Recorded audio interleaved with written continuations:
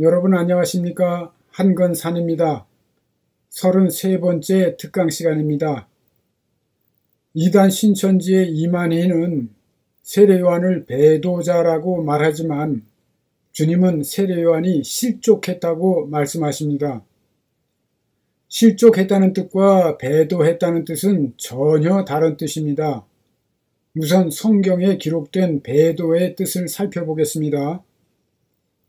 사도행전 21장 21절에 유대교에서 벗어나지 못한 기독교인들이 사도 바울을 가리켜 모세를 배반했다고 말합니다. 그런데 이때 배반이라고 번역된 헬라어 단어가 배도의 뜻을 가진 아포스타시아입니다.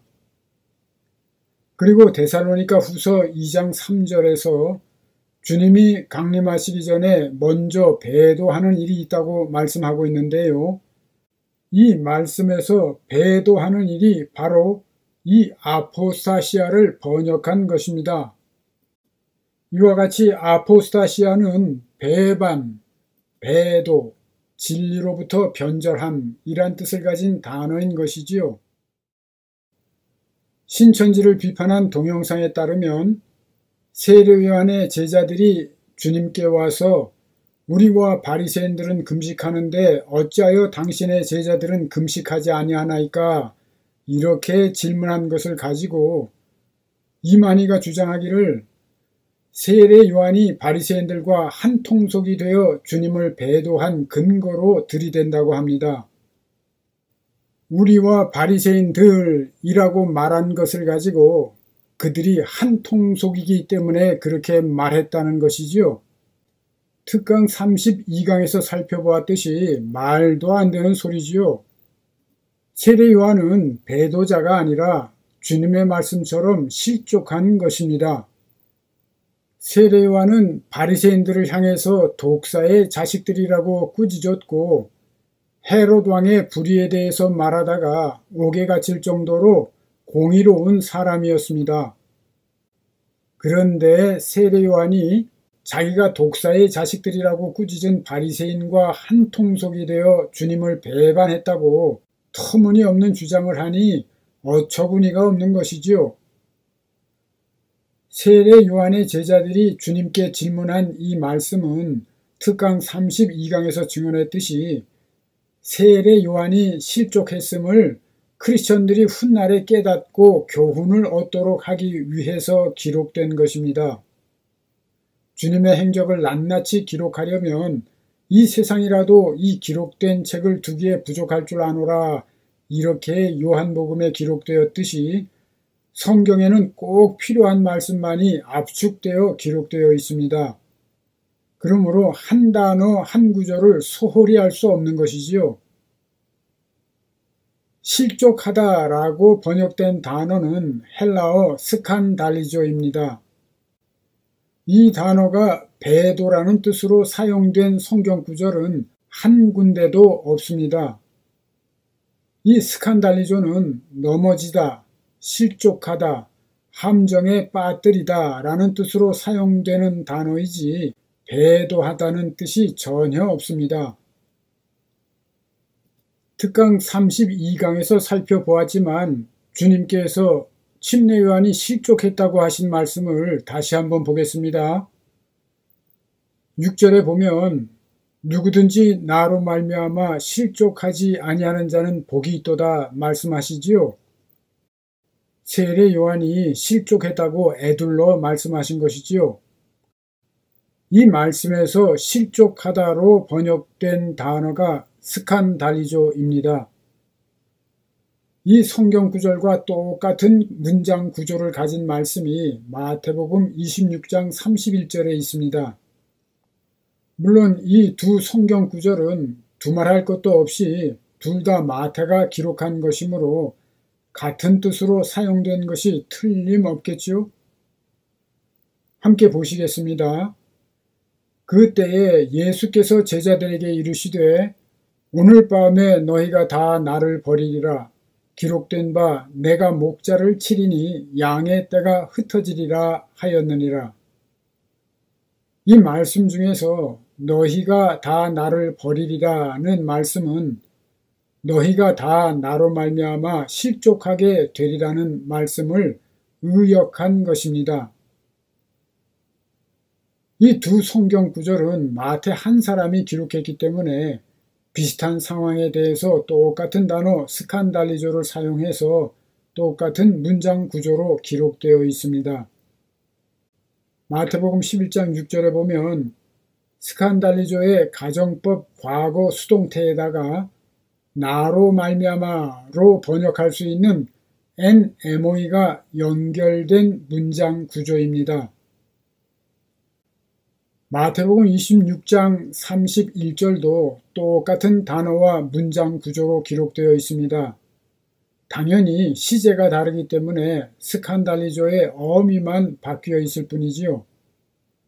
스칸달리조의 직설법 미래 수동태에다가 나로 말미암아로 번역할 수 있는 NMOE가 역시 연결되어 있습니다. 정확히 같은 단어들에다가 같은 문장 구조로 되어 있습니다.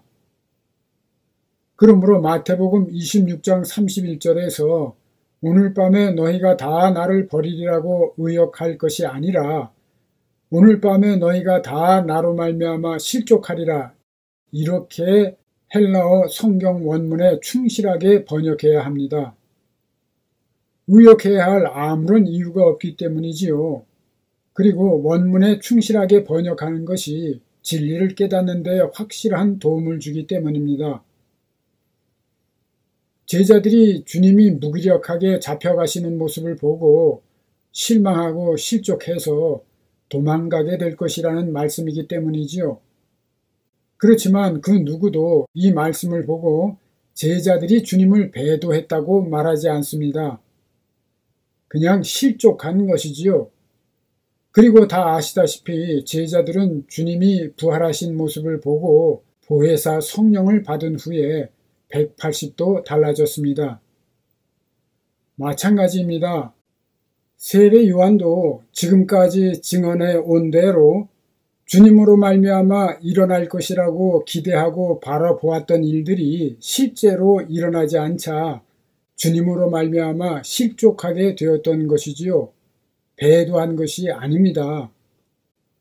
그리고 세례 요한이 그의 제자들을 보내서 주님께 질문한 때는 안타깝게도 무기력하게 옥에 갇혀 참수당하기 직전이었던 것입니다. 다음은 주님께서 세례 요한이 보낸 제자들에게 세례 요한이 실족했다고 애둘러 말씀하신 후에 이어서 모여 있는 무리들에게 하신 말씀입니다. 말씀 끝부분인 15절에서 보면 귀 있는 자는 들을지어다 말씀하시지요.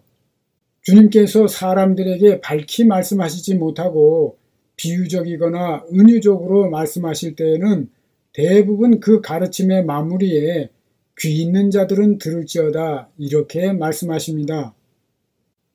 그러므로 이 말씀들도 쉽게 깨달을 수 있는 말씀들이 아니라는 것을 알 수 있지요. 11절에 보세요. 세례 요한이 여자가 낳은 자 중에 가장 위대한 자라고 주님께서 말씀하시지요. 그렇지만 천국에서는 지극히 작은 자라도 그보다 크다고 말씀하십니다. 그런데 이 말씀에는 대단히 심각한 뜻이 담겨 있습니다. 참으로 들을 귀 있는 자들은 들을지어다입니다. 선입관이나 고정관념을 내려놓아야 합니다. 지금까지 증언해 온 대로 분명히 주님은 세례 요한이 엘리야라고 말씀하시지만 정작 세례 요한은 자신이 엘리야임을 알지 못합니다. 이미 그 엘리야가 왔고 그 후에 오신 여호와 하나님이 하나님의 왕국, 즉 천국을 이 땅에 임하게 하셨는데 육적인 안목을 가진 세례 요한은 깨닫지 못하고 그 하나님의 왕국, 즉 천국에 들어가지 않습니다. 다시 말해서 주님께로 나아가지 않은 것이지요. 그렇기 때문에 이미 임하였고 침노하는 자마다 들어가고 있는 천국에서 지극히 작은 자라도 세례 요한보다 크다고 말씀하신 것이지요. 신학자 중에는 세례 요한은 구약시대의 마지막 사람이고 주님의 죽음과 부활을 보지 못했기 때문에 또는 천국 복음을 받은 백성이 아니기 때문에 천국에서는 극히 작은 자라도 그보다 크다고 말씀하신 것이라고 주장하는 이들이 있습니다.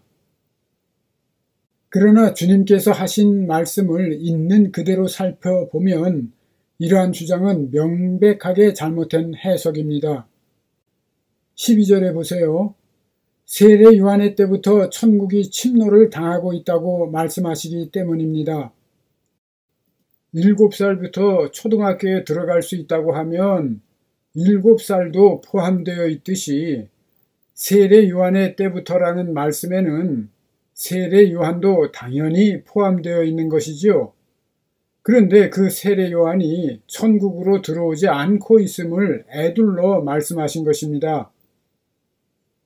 그러므로 세례 요한이 구약시대 사람이기 때문에 천국에서 지극히 작은 자라는 논리는 잘못된 것입니다. 세례 요한이 구약시대의 마지막 사람 운운하는 것은 그들의 주장대로라면 그 당시에 천국으로 침노하는 모든 사람들도 구약의 마지막 사람들이 되는데 자체의 모순을 담고 있는 논리라는 진실을 알 수 있습니다. 그리고 13절을 보세요. 모든 선지자와 율법이 예언한 것은 요한까지라고 말씀하시지요. 모든 선지자와 율법이 예언한 것은 그 당시에 주로 두루마리에 각각 기록되어 있었는데요. 지금의 구약 성경을 가리키는 것입니다. 그러므로 모든 선지자와 율법이 예언한 것은 요한까지이다. 이런 말씀은 지금의 구약 성경에 있는 메시아에 대한 예언 전체가 장차 메시아의 길을 예비할 엘리야, 즉 세례 요한의 때까지를 예언하고 있다는 뜻입니다. 다시 말하자면 구약 성경 전체가 여호와 하나님이 강림하시기 전에 올 엘리야까지를 예언하고 있다는 뜻이므로 세례 요한의 뒤에 오신 주님이 바로 여호와 하나님이라는 말씀입니다. 실제로 이 예언은 구약 성경의 맨 끝에 기록되어 있는데요. 엘리야인 세례 요한과 주님의 성육신으로 말미암아 구약의 모든 예언이 이루어졌다는 진리를 가르치고 계신 것입니다. 그리고 그 엘리야인 세례 요한의 때로부터 천국, 즉 하나님의 왕국이 침노를 당하게 되어 있다고 가르치신 것이지요. 다시 말해서 세례 요한의 때부터 천국이 침노를 당하고 있다는 주님의 말씀은 그 엘리야인 세례 요한의 뒤에 임하신 주님이 그 천국, 즉 하나님의 왕국을 이 땅에 세우셨고 구약의 모든 예언을 이루신 메시아 여호와이시며 그 천국 복음을 들은 백성들이 천국으로 들어오고 있다는 뜻을 담고 있는 것이지요.